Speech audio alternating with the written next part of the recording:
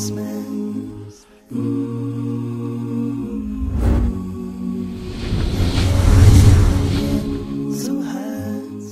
talked about, or you shed some light on the similarities from a faith standpoint. How about the laws actually? I mean, is there any similarity between the Islamic laws, some of them which are already we find actually in the Christian faith or in the Jewish faith? Yes, in terms of law, Judaism has retained a lot of law. In fact, there are 613 commandments altogether that have been elaborated by the Jewish scholars based on the Torah, positive plus negative commandments altogether. Many laws exist in the Quran as well. In fact, the Quran in Surah 7 and in Surah 17 rather, and in Surah 6 have long passages dealing with detailed laws saying do this, don't do that, don't do that.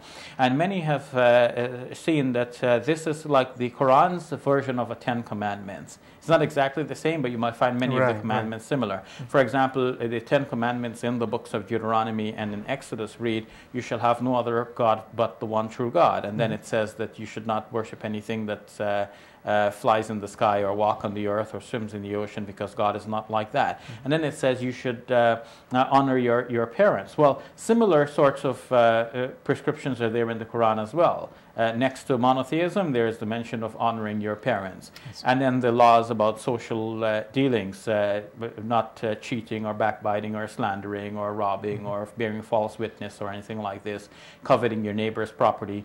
These are the kinds of laws that we find in the Old Testament as part of the 10 Commandments. You find these in the Quran as well. So there is a lot of commonality, but in Christianity, the tendency has been to think that the law no longer applies. Of course, everyone knows that you must have some law. You can't live a lawless life. And Christians too subscribe to law.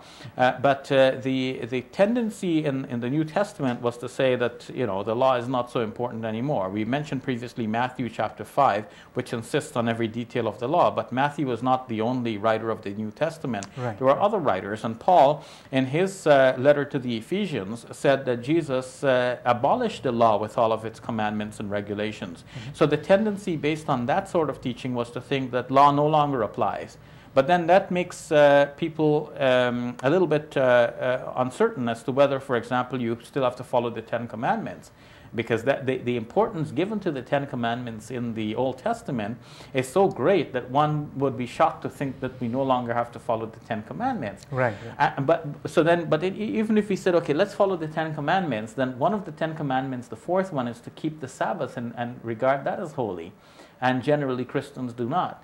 So you see, the matter is very complex, and the simple way for the Muslim is just to follow the Quran, because in following the Quran, the Muslim is assured we have here a revelation from God that is consistent with itself, and following it does not give rise to any confusion. We just know that this is the Word of God, this is what He said, this is what we do, that's the end of the matter. Thank you very much for clarifying that.